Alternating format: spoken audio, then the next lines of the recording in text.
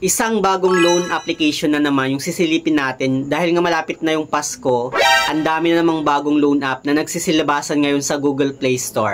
Alam nyo naman na tayong mga Pinoy hindi na talaga mawawala sa buhay natin ang umutang. Pero make it sure na kapag once na uutang tayo, doon tayo sa mga legit na utangan platform or sa mga nagpapautang na mababa ang interest.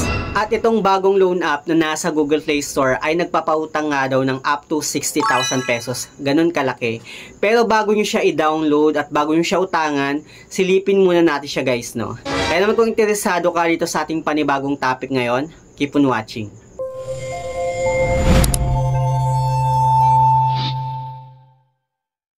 Hello guys, it's Ciel Mariano and welcome back to my YouTube channel. At kung hindi ka pa nakapag-subscribe sa aking channel, please subscribe dahil palagi ako nag-share ng mga experience ko at nag-review ng mga online lending platform kung legit ba o hindi dito sa ating channel. So sisilipin nga natin itong panibagong loan app na available ngayon sa Google Play Store. And medyo na-curious ako sa kanyang pangalan. Alam niyo naman na isa ako talaga sa mga kumakalikot sa mga bagong loan app, mga bagong labas na loan application sa Google Play Store. Kung baka sakali na makadiscover ako ng bagong loan app na maaasahan at mababa ang interest. Malay nyo pala no na bigla palang may bagong lumabas na bagong loan app sa Google Play Store na kagaya ni Bilis, ni Credibo, or ni Tala.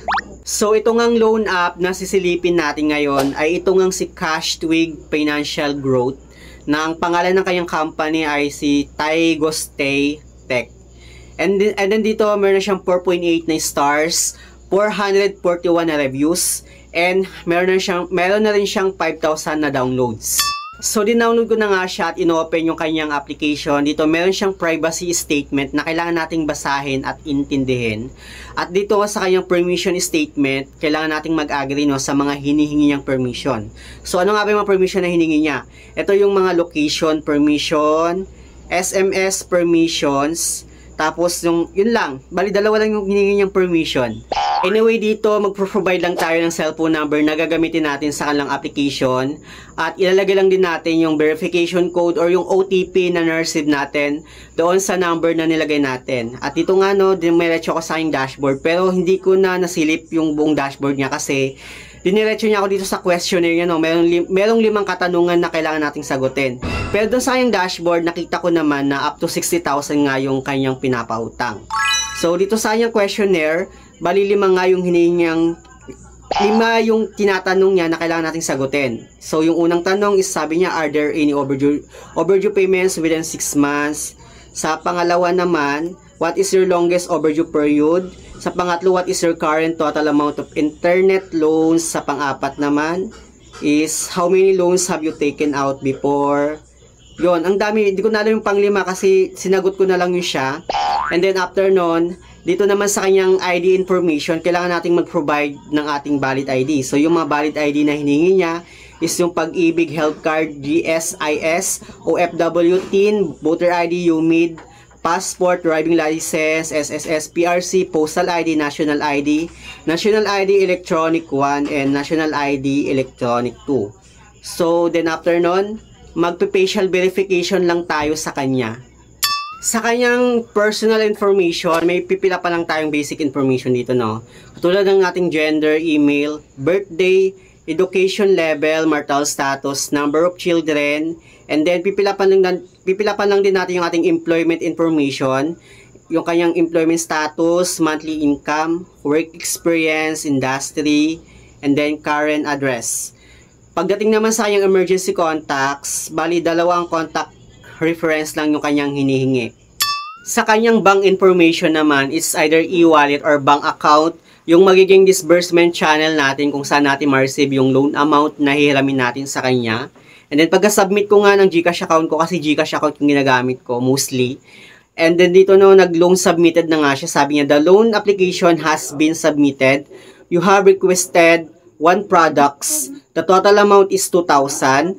Once formally approved, the exact amount will be automatically transferred to your account as detailed in the contract. Stay up to date with the status of your request. So, sabi niya dito, buo ko daw ma-receive yung loan amount. If ever na ma-approve ako sa kanya, buo ko daw ma-receive yung 2,000. So, 2,000 nga yung loan offer niya sa akin. But actually, meron pa siyang mga loan product na in-offer. And marami pa siyang mga loan product doon na in-offer. Pero hindi ko lang mabuksan at hindi ko ma-check. Siguro may napindot lang ko or something para ma-check ko yung mga iba pang mga loan product niya.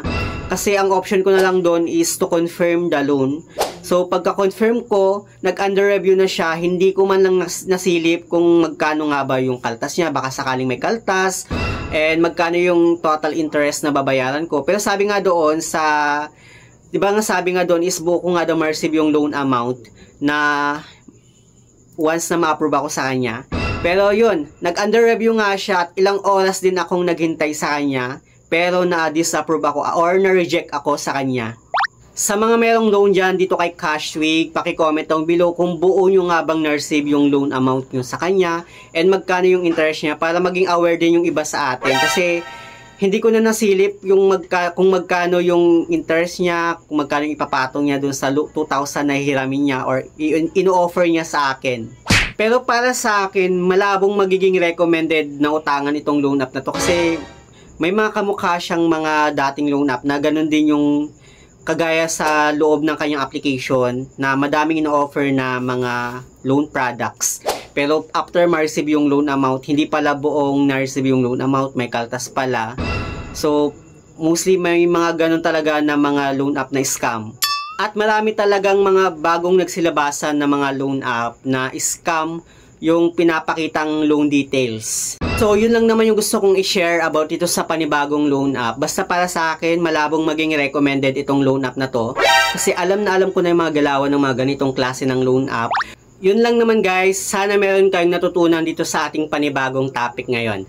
Sa mga hindi pa pala nakapag-subscribe sa aking YouTube channel, please don't forget to like, share, subscribe. Click the notification bell para lagi kang updated sa aking mga susunod na video. Thank you guys, thank you for watching and see you on my next video. Bye!